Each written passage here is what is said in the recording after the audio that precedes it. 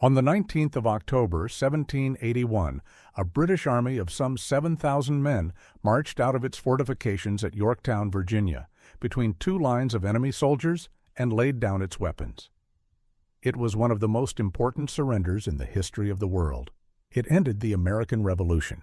It created the United States, and it happened because of a naval battle fought 6 weeks earlier, a battle in which not a single American ship took part, not a single American sailor fired a shot, a battle fought entirely between the Navy of France and the Navy of Great Britain off the American coast that most Americans today have never heard of.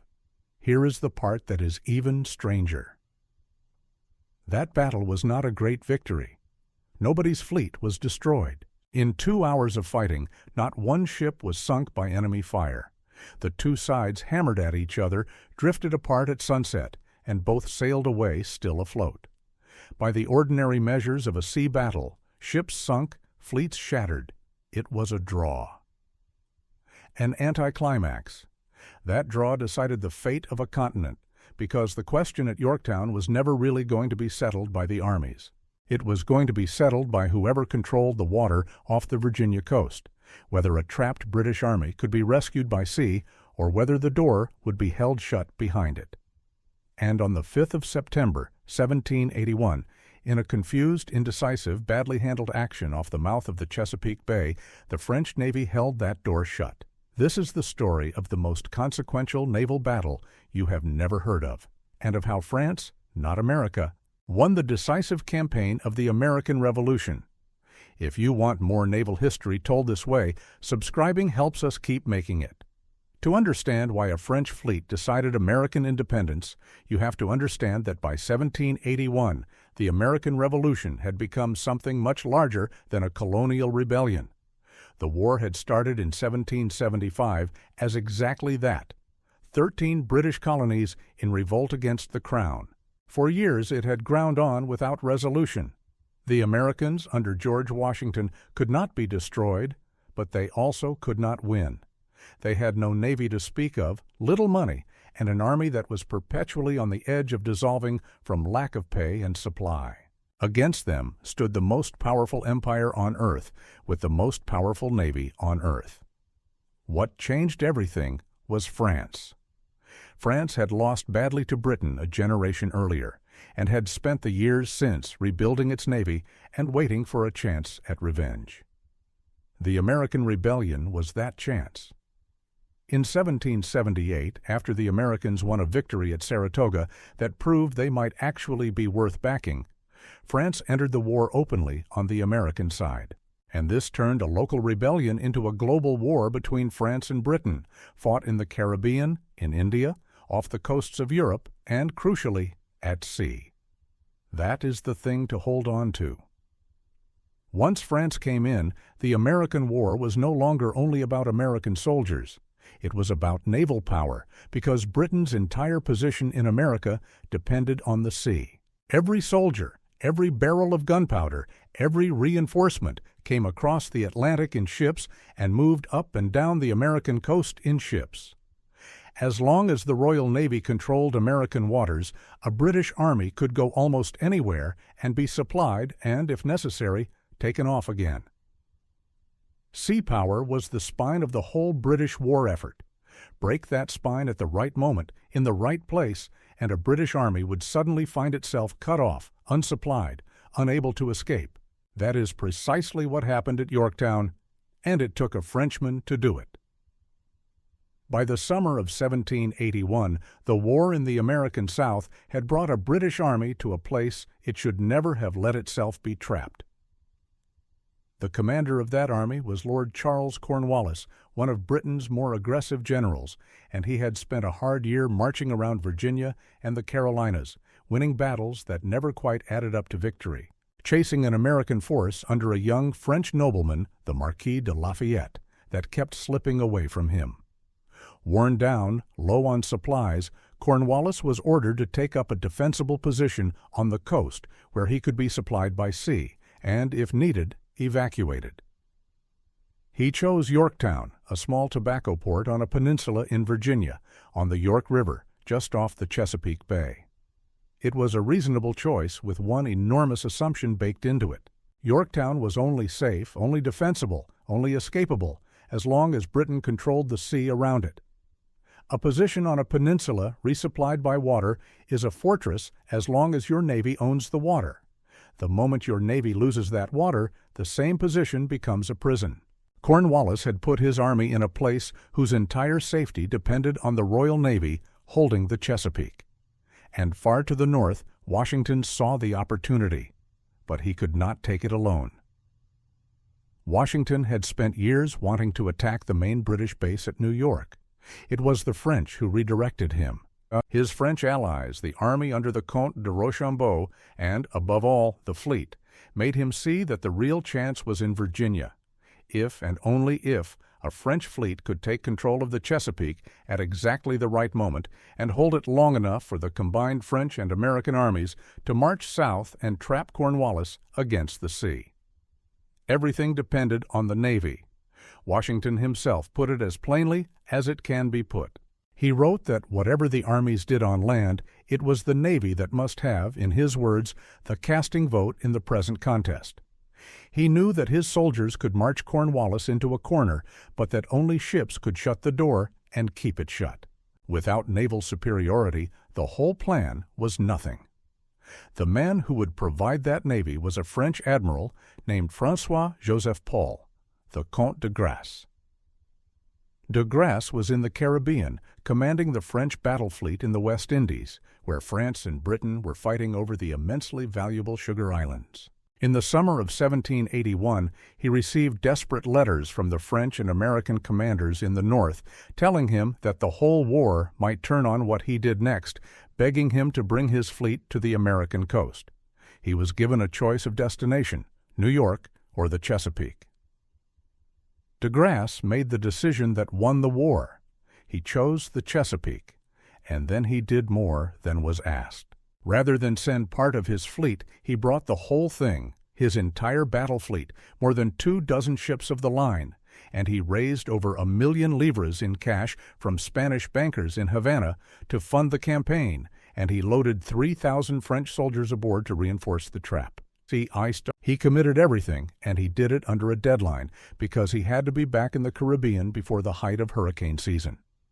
He sailed north by a longer, less traveled route, through the old Bahama Channel, precisely so that the British would not spot him and guess his strength or his destination.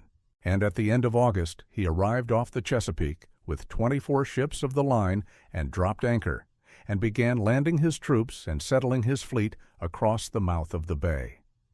The trap was set. Cornwallis was in Yorktown. A French fleet now sat across the only sea route to him.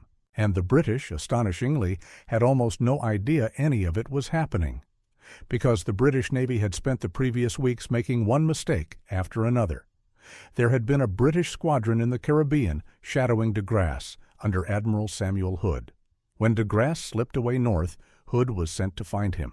But Hood took the faster, more direct route, and so he actually arrived off the Chesapeake before de Grasse did, looked into the empty bay, saw no French fleet, concluded nothing was happening there, and sailed on to New York. He had arrived at the decisive spot in the whole war, found it quiet, and left. At New York, Hood joined with the fleet of Admiral Thomas Graves, who now took overall command. And word was beginning to reach them that French ships were gathering. So Graves took the combined fleet, 19 ships of the line, and sailed south for the Chesapeake, to see what was going on and to keep the bay open for Cornwallis. Graves had no idea what he was sailing into. He believed he might be facing a smaller French squadron. He did not know that de Grasse's entire battle fleet was already there, and he did not know that yet another French squadron, under an admiral named de Barras, was at that very moment slipping down the coast from Rhode Island, carrying the heavy siege guns that would be needed to break open Yorktown, and that this squadron, too, would reach the Chesapeake without being intercepted, because the British simply were not watching the right water. On the morning of the 5th of September, 1781, the British fleet arrived off the mouth of the Chesapeake, and its lookouts saw something that must have made the blood run cold. The bay was full of ships, not a squadron. a fleet. De Grasse's whole force, 24 ships of the line, more than the British had, sitting at anchor across the entrance to the Chesapeake. And here the battle turned on a moment of genuine crisis for the French, a moment the British should have seized and did not, because de Grasse was caught at anchor, unprepared. Many of his crews were ashore, hundreds of his sailors off in boats helping land troops and supplies up the bay. His ships were not in formation, not ready to fight. For a short window, the French fleet was vulnerable, strung out, undermanned, trying to get its anchors up and its men aboard, and the British were bearing down on them with the wind. A more decisive British commander might have driven straight in among the anchored, half-crewed French ships and wrecked them before they could form up. Graves did not. He was a product of his Navy's rigid doctrine, and that doctrine said you did not attack in a disorderly rush. You formed a proper line of battle first, a long, orderly line, every ship in its place, and only then engaged the enemy line, ship against ship, in the correct and gentlemanly manner. So instead of charging in, Graves slowed down and spent hours carefully forming his line, and he gave the French exactly what they needed most. Time. De Grasse used it. He got his ships underway, cut anchor cables rather than waste time hauling the anchors up, and brought his fleet out of the bay in a straggling line, racing to get into formation before the British could strike. By the time the two fleets were finally lined up and closing, it was around 4 in the afternoon, and the French had recovered. The moment of British opportunity was gone. And then the actual fighting produced one of the most consequential command failures in British naval history. Over, of all things, a signal. The British Navy fought by a rigid rule book called the Fighting Instructions and communicated by flags run up the mast. On this afternoon, Admiral Graves wanted two things that turned out to contradict each other. He wanted his fleet to keep its orderly line, the signal for line of battle, and he wanted his ships to close with the enemy and fight, the signal for close action, and at a critical moment he flew both flags at once. To the captains watching from their own ships, this was gibberish. The signal for line of battle told them to hold formation, to stay in their rigid places in the line. The signal for close action told them to bear down and engage. They could not do both. If they turned to close with the enemy, they would break the line. If they held the line, they could not properly close. Different captains read it different ways, and the result was chaos. The worst of it fell on the rear of the British fleet, the division commanded by that same Admiral Hood who had earlier sailed away from the empty bay. Hood's ships, at the back of the line, held their formation, kept their station, and as a result barely came into action at all. Roughly a third of the entire British fleet, 7 ships of the line, never seriously engaged. They stayed in their neat line, obeying one signal, while at the front of the fleet the leading British ships sailed in and were badly mauled without support. For about 2 hours, the front and center of the two fleets fought it out. The French, in their usual practice, fired high, aiming for masts and rigging to cripple their enemy's ability to maneuver, and they shot up the leading British ships badly. Sails in rags, spars falling, several ships taking serious damage. The British fired into hulls. Men fell on both sides. The casualties were real, around 300 British, something over 200 French. 5 or 6 British ships were seriously damaged, one so badly it would later have to be destroyed. And then the sun went down, and the firing stopped, and the two fleets drifted apart into the dark, both still afloat, not a single ship sunk by the enemy on either side. As a battle, it was inconclusive. As a decision, it was total. Because for the next several days, the two fleets stayed in sight of each other off the Virginia coast, drifting south, licking their wounds, neither quite willing to renew the fight. And while they drifted, 2 things happened that ended the war. First, de Grasse, the Frenchman, understood something Graves did not fully grasp, that he did not need to beat the British fleet. He only needed to keep control of the Chesapeake. Every day spent maneuvering at sea away from the bay was a day he was tempted to leave. But de Grasse kept his eye on the only thing that mattered and eventually broke off and returned to the mouth of the Chesapeake, where he found that the second French squadron, de Barras, had arrived during the battle, unopposed, with the siege guns. Now there were more than 30 French ships of the line across the bay. The door was not just shut. It was barred, bolted, and reinforced. Graves, with 6 damaged ships and a fleet that had been outmaneuvered and outnumbered, looked at that and understood he could not force his way back into the Chesapeake. He held a council of war with his admirals, and they agreed there was nothing to be done. Graves turned his battered fleet north and sailed back to New York to refit and gather reinforcements. That decision sealed the fate of Cornwallis and his 7,000 men. As one of Hood's officers bitterly put it, the British should have barred the entrance to de Grasse. Instead, de Grasse had barred it to them. At Yorktown, the trap simply closed. With the French fleet in absolute control of the water, the combined American and French armies, Washington and Rochambeau, who had marched their men hundreds of miles south from New York with astonishing speed, surrounded Cornwallis by land, while the French Navy sealed him off by sea. There was no escape route left. There would be no evacuation, no reinforcement, no relief. The French siege guns that de Barras had carried down were dragged into position, and the bombardment began, and it was methodical, and it was merciless. Cornwallis held out for a few weeks because that was what honor required, but every man inside Yorktown could do the arithmetic. No help was coming. The sea was closed. On the 19th of October, 1781, he surrendered his entire army. And here is the final brutal timing of it. The British relief fleet, Graves, refitted at last, sailing from New York with 25 ships of the line and 7,000 troops to rescue Cornwallis, put to sea on the 19th of October. The very day Cornwallis surrendered, a rescue force as large as the army it was coming to save, and it sailed on the exact day there was no longer anyone to save. They arrived off the Chesapeake days later, learned the army they had come for had already laid down its arms, and turned around and sailed home. The rescue was 2 days too late even to attempt. It had been made too late by the 2 hours off the Chesapeake, 6 weeks earlier, that had lost control of the bay. When the news reached London, the government understood at once what it meant. King George III, even before he learned of the surrender itself, wrote that after the defeat of the fleet, he nearly thought the empire ruined. He was closer to right than he knew. The news of Yorktown brought down the British government of Lord North. The new government opened peace negotiations. Within 2 years, Britain formally recognized the independence of the United States.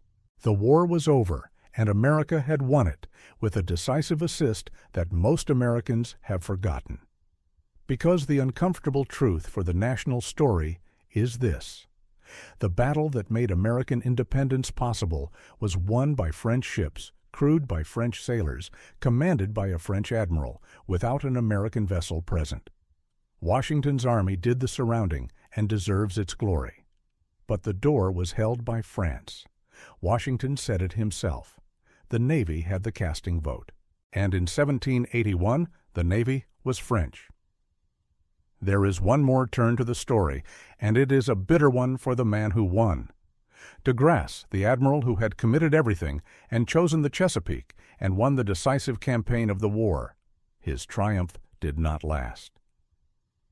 He sailed back to the Caribbean as he had always intended, to keep fighting Britain for the Sugar Islands. And just 7 months after the Chesapeake, in April of 1782, at a battle called the Saint, he met a British fleet under Admiral George Rodney, and this time the British broke his line and shattered his fleet, and captured de Grasse himself aboard his enormous flagship. He was taken to England as a prisoner. Britain restored its command of the sea, but it was too late. Command of the sea, regained in the Caribbean in 1782, could not undo what the loss of the sea off Virginia in 1781 had already decided. The Empire had lost America in the 2 hours it failed to win off the Chesapeake, and no later victory could buy it back. That is the strange lesson of the Chesapeake. It was not a great battle. It was barely a victory. No fleet was destroyed, no ship was sunk, no admiral covered himself in glory. It was a confused, indecisive, half-fought action that ended in a draw at sunset. And it changed the world more completely than a dozen more famous battles that sank 100 ships between them, because it happened at the one place and the one moment where control of a few miles of water decided the fate of a nation. The next one on this channel is a battle from the opposite end of the spectrum, the Nile, 1798, where Nelson did not settle for holding a door shut, but hunted an entire French fleet at anchor in the dark and annihilated it, and showed the world exactly what the total destruction of a fleet looked like.